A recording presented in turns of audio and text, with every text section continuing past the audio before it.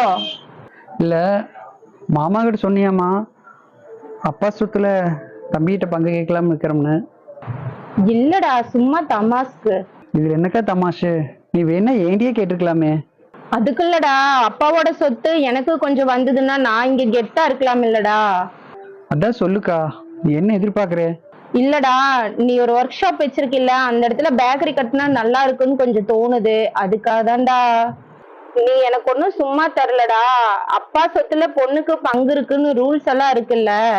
இங்க பாருக்கா, சட்டம் இருக்கோ இல்லையோ, நான் அப்பா சொத்துல பாதி உனக்கு கொடுத்துடலான்னு நான் முடிவு பண்ணிட்டேன். அது இல்லாம அப்போ ஒரு 30 லட்சம் ரூபாய் வச்சிருக்காங்க, அதுலயே நான் பாதி கொடுக்கலான்னு உனக்கு முடிவு பண்ணிட்டேன். உண்மையிலேயே எனக்கு ரொம்ப சந்தோஷமா இருக்குடா. அப்பா இருந்தா கூட இந்த மாதிரி பண்ணிருக்க முடியாதுடா. இப்ப சொல்றேன்டா குட்டி, எத்தனை ஜென்மம் எடுத்தாலும் நீதான் எனக்கு தம்பியா பிறக்கணும்டா. நாளைக்கே நான் வர்றக்கா. சரிடா, வாடா. வீட்டுக்காரருக்கு ஒரு வார்த்தை சொல்லிடுவோம். ஏங்க, இடம் மட்டும் இல்லைங்க, என் தம்பி பணமும் 5 லட்சம் ரூபாய் கொடுக்குறேன்னு சொல்லியிருக்கானுங்க. அதாங்க அந்த சொத்துல பங்கு கேட்டோம்ல, அதுதாங்க. பாத்தீங்களா என்னோட திறமைய? இல்லடா, நீ ஒரு ஒர்க் ஷாப் வச்சிருக்கில்ல, அந்த இடத்துல பேக்கரி கட்டினா நல்லா இருக்குன்னு கொஞ்சம் தோணுது. அதுக்காக தான்டா. நீ எனக்கு ஒன்னும் சும்மா தரலடா. அப்பா சொத்துல பொண்ணுக்கு பங்கு இருக்குன்னு ரூல்ஸ் எல்லாம் இருக்குல்ல.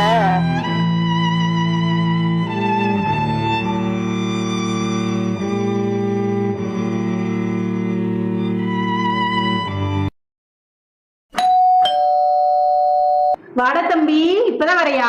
ஆமாக்கா. அம்மா எல்லாம் எப்படி இருக்காங்க? எல்லாரும் நல்லா இருக்கிறாங்க. இந்த தம்பி ஹார்லிக்ஸ் சாப்பிடு. நீ அப்பா மாதிரியேடா, சொன்னதை உடனே செஞ்சிடுற. இந்தாக்கா, டாக்குமெண்ட்லாம் ரெடி பண்ணிட்ட. நீ ஒருக்கா படிச்சு பார்த்துட்டு வந்து கையெழுத்து போட்டீங்கன்னு சரி.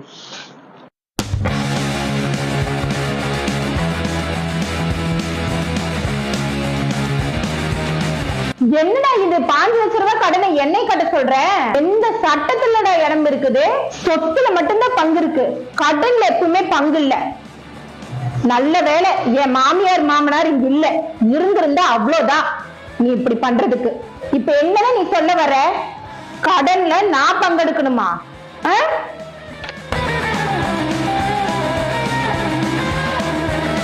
என்னக்கா பேசுற? அப்பா சம்பாதித்த சொத்துல பங்கு கேட்கிற உனக்கு அப்பா வாங்கின கடன்லயும் பங்கு இருக்குல்ல, அதான்க்கா நியாயம். நான் தெரியாம தான் கேட்கிறேன். அது என்னக்கா சொத்து இருந்தா மட்டும் பங்குக்கு வரீங்க? இதுவே அப்பா கடன் பண்ணியிருந்தா போன் பண்ணா கூட பார்க்காம மாதிரி போறீங்க. அந்த 30 லட்சம் ரூபாய் கடன் கூட உன்னோட கல்யாணத்துக்கு வாங்கினதான். உனக்கு வாங்கின 100 பவுன் கௌரவமா பொண்ணணும், பிள்ளைய நல்லா படிக்க வைக்கணும்னு பார்த்து பார்த்து செஞ்சாங்க அப்பா. ஆனா உன்னை படிக்க வச்ச அளவு கூட அப்பா என்ன படிக்க வைக்கல. என்னையும் படிக்க வச்சிருந்தா நானும் எங்கேயோ போயிருப்பேன்.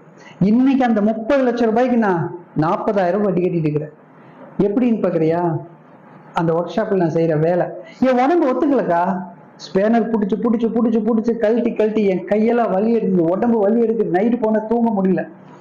அப்படியெல்லாம் வேலை செஞ்சு செஞ்சு யாரோ ஒருத்தருக்கு வட்டி கட்டிட்டு இருக்கிறேன். அப்பா செஞ்சுட்டு போன ஒரே தப்பு, இருக்கிறத வச்சு பிள்ளைகளுக்கு கல்யாணம் பண்ணணும், பிள்ளைகளை வச்சு நல்ல பையனை பார்த்து கொடுக்கணும்னு யாரும் நினைக்கிறது இல்லை. தகுதிக்கு மீறி ஏதாவது செய்யணும் செய்யணும் செய்யணும் ஓடி ஓடி இந்த மாதிரி நகை வாங்கிறாங்க. ஆனா கொஞ்சோடு நிலைமை இருந்தா உன் பிரஸ்டீஜ் போயிரு. அப்பாவோட சொத்து வரலாம், உன் பிரஸ்டீஜ் போயிரு. பிரஸ்டீஜ்னு என்ன தெரியுமா? பெத்தவங்களோட குடும்பமானத்தை காப்பாத்துறது, புகுந்த இடத்துல காப்பாத்துறது தான் பிரஸ்டீஜ். பிள்ளைய ஒழுக்கமா வளர்த்துருக்காங்க, நல்லா வேலை செய்யறாங்க, எந்த ஈகோவும் இல்லாம வளர்த்துருக்காங்கன்னு சொல்ற மாதிரி நீ வளர்ற பார்த்தியா, அதாக்கா பிரஸ்டீஜ். நம்ம குடும்பத்துக்கு நீ வர பிரஸ்டீஜ். நான் தெரியாம தான் கேட்கிறேன். அப்பா சொத்துல பங்கு கொடுக்கலன்னு லட்சக்கணக்கான கேஸ் கோர்ட்ல இருக்கு. ஆனா அப்பா வாங்கின கடனை கட்டுறதுக்கு தம்பி ஒத்துக்க மாட்டேங்கிறேன், எனக்கு கொடுக்க மாட்டேங்கிறான்னு இங்க ஒரு கேஸ் காட்டு பார்ப்போம். இருக்காது. ஏன்னா இது சுயநலமா வாழ்ற பூமி. இங்க நீ மட்டும் என்ன விதி விலக்கா? இப்போ 40 லட்சம் ரூபாய் சொத்து உனக்கு தர, ஆனா அந்த 5 லட்சம் ரூபாய் கடன் உன்னால கட்ட முடியல. இப்ப நான் போய் கட்டணும். நீ எப்படி ஆசையோட பாசத்தோடு இருக்கணும்னு நினைக்கிறியோ அதே மாதிரிதான் நானும் என் குடும்பத்தோட ஆசையோட பாசத்தோடு நினைப்பேன். அதெல்லாம் உங்களுக்கு எங்க தெரிய போகுது? என் குழந்தை நல்லா இருக்கணும், என் புருஷன் நல்லா இருக்கணும், என் மாமியார் மதிக்கணும். இவ்வளவு தூரம் மாமியார் சந்தோஷப்படுவாங்க நீ கேட்டியே, அம்மா சந்தோஷப்படுறாங்க நீ கேட்டியா? கேட்க மாட்டேன். ஏன்னா எப்ப நீ பிறந்த வீட்டை விட்டு தாண்டி வர்றையோ அப்பவே எல்லாத்தையும் மறந்துடுறீங்க. நாங்க எதிரியாயிரும் உங்களுக்கு. ஒவ்வொரு தீபாவளி, ஒவ்வொரு ஆடி நோம்பி கடனை வாங்கியது உனக்கு செய்யறது இல்லை. நாங்க தீபாவளி கொண்டாடுறோமோ இல்லையா அன்னையோட பாக்குறது இல்லையில. நான் தெரியாம தான் கேட்கிறேன். இந்த சொத்தை வாங்கித்தான் உன் வீட்டுல அரிசி வாங்கி போடணுமா? இது ஏதோ 5 லட்சம் ப்ராஜெக்ட், 20 லட்சம் ப்ராஜெக்ட் நல்லா பீத்தினேன். அதுல எல்லாம் அரிசியை வாங்க முடியாதா? அம்மாவையும் தம்பியும் கஷ்டப்படுத்தி அந்த சொத்தை வாங்கிதான் நீ அரிசி வாங்கி சாப்பிடணுமா? உன்ன மாதிரி பொண்ணுகளையெல்லாம் பிறக்கும் போதே கள்ளிப்பால் ஊற்றி கொண்டிருக்கணும். செய்யாம விட்டுட்டாங்க. ஆமா, அப்பா சொத்துல மட்டும் பங்கு வேணும், ஆனா அப்பா அம்மா வாங்கின கடன்ல பங்கு இருக்கக்கூடாது. எவன் அந்த சட்டத்தை போட்டா? சட்டத்தை மாத்துங்க. அப்பா அம்மா சொத்துலயும் பங்கு கேட்கணும், அப்பா அம்மா சேர்த்து வைத்த கடன்லயும் பங்கு இருக்கணும். இருந்தா அந்த சட்டத்தை போடுங்க, இல்லைன்னா தூக்கி போட்டு போங்கய்யா. உங்களுடைய சுய லாபத்துக்காக நீங்க ஏதோ சட்டத்தை போட்டு போயிடுறீங்க, ஆனா பாதிக்கப்படுறது எங்களை மாதிரி ஆளுகதான். நேத்து நீ சொன்னீங்க, எத்தனை ஜென்மம் எடுத்தாலும் நீதான் என் கூட பிறக்கணும்னு.